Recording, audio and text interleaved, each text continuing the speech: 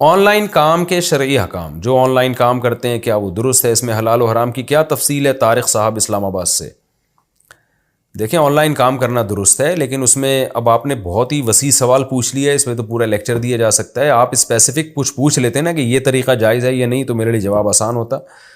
بہرحال on line trading میں ایک دو تین چیزوں کا خیال کرنا ضروری ہے. بعض لوگ کیا کرتے ہیں، کسی کی کوئی چیز بکوا رہے ہوتے ہیں آن لائن، تو اس میں یہ شو کرتے ہیں ہماری چیز ہے اور ہم سے خرید لو. وہ بندہ خرید لیتا ہے حالانکہ وہ آپ نے ابھی خریدی نہیں ہوتی، آپ کی ملکیت میں ہی نہیں ہوتی. تو یہ عمل ناجائز ہے. یا تو آپ دو پارٹیوں کے درمیان کمیشن ایجنٹ بنے کہ میں آپ فلاں کی چیز فلاں کو بکوا رہا ہوں اور میں اس میں اتنا کمیشن رکھوں گا. یا آپ سامنے والے کسٹمر سے یہ کہیں کہ یہ پروڈکٹ ہے، یہ تمہیں میں بیچوں گا اتنے کی. بیچ نہیں رہا، بیچوں گا. بتاؤ تمہیں قبول ہے؟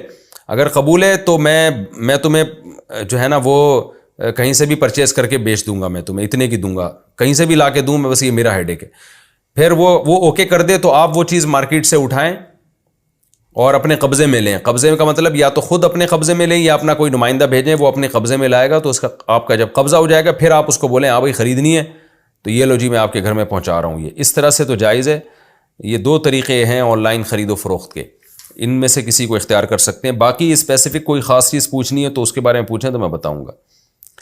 کرپٹو کرنسی سے نفع کمانا، کرپٹو کرنسی لے کر رکھنا اور بعد میں اس پر نفع حاصل کرنا کیسا ہے؟ محمد سرور ثوابی سے.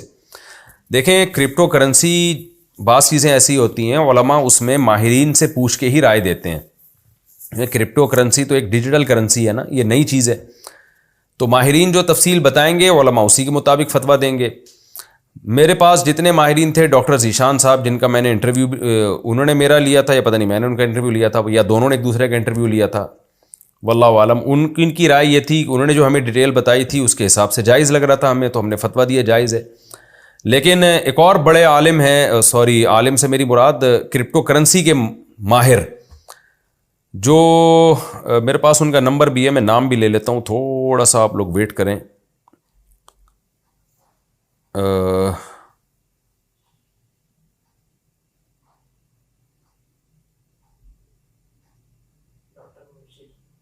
ڈاکٹر مبشر، ڈاکٹر مبشر صاحب ہوتے ہیں، یہ ہیں یورپ میں، شاید اٹلی میں تھے یا جرمنی میں، مجھے ابھی یاد نہیں، میری ان سے بہت ڈیٹیل سے بات ہوئی تھی.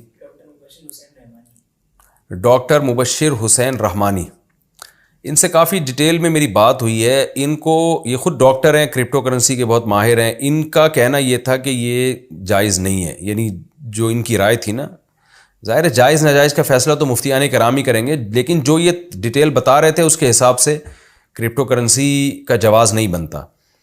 تو اب چونکہ ماہرین ہی کی رائے میں اختلاف ہے تو اس لیے میں نے اپنے پرانے فتوے سے رجوع کیا. ان سے جب میری بات چیت ہوئی، ان کے پوری ڈیٹیل ہے، فیس بک پہ بھی آپ کو مل جائے گی، اور ہو سکا تو ہم اس کا لنک بھی شیئر کر دیں گے.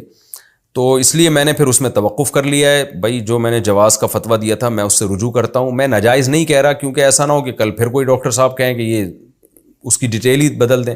مفتی کے سامنے جو دو تفصیل آئے گی، مفتی اس تفصیل کے مطابق جواب دے گا نا. اب ایک ڈاکٹر الگ تفصیل بتا رہے ہیں، دوسرے ڈاکٹر الگ ڈیٹیل بتا رہے ہیں، تو پھر مفتی بیچارہ کنفیوز ہو رہا ہے. تو اس میں مفتی صاحب کا قصور نہیں ہے، یہ قصور یہ اس جو معلومات ہمیں مل رہی ہیں ان معلومات میں ٹکرا ہوا ہے. اس کی مثال ایسے ہے جیسے کوئی میڈیسن ہو، اب لوگ ہم سے اس میڈیسن کے بارے میں پوچھ رہے ہیں کہ یہ دوا حلال ہے یا حرام، تو میں ڈاکٹروں سے پوچھوں گا نا کہ ڈاکٹر صاحب اس کے اجزاء بتائیں. اب ایک ڈاکٹر کچھ اور بتا رہا ہے، وہ بتا رہا ہے اس میں سور کی چربی شامل ہے، وہ بتا رہا ہے اس میں فلاں فلاں حرام اجزاء شامل ہیں، دوسرا ڈاکٹر کہہ رہا ہے کہ نہیں اس میں سور کی چربی نہیں ہے. تو مفتی تو کنفیوز ہو جائے گا، وہ کہے گا بھائی ڈاکٹروں کی رائے میں اختلاف ہے کہ اس میں ہے کیا. تو جب ڈاکٹروں کی رائے میں اختلاف ہے تو ہم یہی کہیں گے بھائی ہمیں نہیں پتہ اس کے بارے میں. تو اس لیے ماہرین علماء بھی اس بارے میں زیادہ تر نے توقف کیا ہوا ہے، کیونکہ خود جو ماہرین ہیں، جو کرپٹو کرنسی کے ماہرین ہیں، انہی کی رائے میں اختلاف ہو رہا ہے. تو اس لیے جب سے ڈاکٹر مبشر رحمانی صاحب سے میرا رابطہ ہوا ہے، وہ اس فیلڈ کے ماہر ہیں، تو اس لیے میں نے توقف کر لیا بھائی جب تک کوئی چیز نکھر کے سامنے نہیں آئے گی 100% کرپٹو کرنسی کے بارے میں، اس وقت تک ہم توقف کریں گے. جامعۃ الرشید میں بھی جو جامعۃ الرشید کا آفیشیل فتویٰ ہے، دارالعلوم کرنگی کا جو آفیشیل فتویٰ ہے وہ بھی یہی ہے. اگرچہ جامعۃ الرشید ہی میں بعض مفتیان کرام اپنے طور پہ اس کو جائز کہہ رہے ہیں، لیکن جو جامعۃ الرشید یا دارالعلوم کرنگی کا یا دیگر بڑے اداروں کا جو آفیشیل ایک فتویٰ ہے وہ یہی ہے کہ بھائی اس کے بارے میں معلومات ہمیں جو ہے نا وہ کلیئر نہیں ہے، اس لیے سب نے اس میں توقف کیا ہوا ہے اس میں جب تک.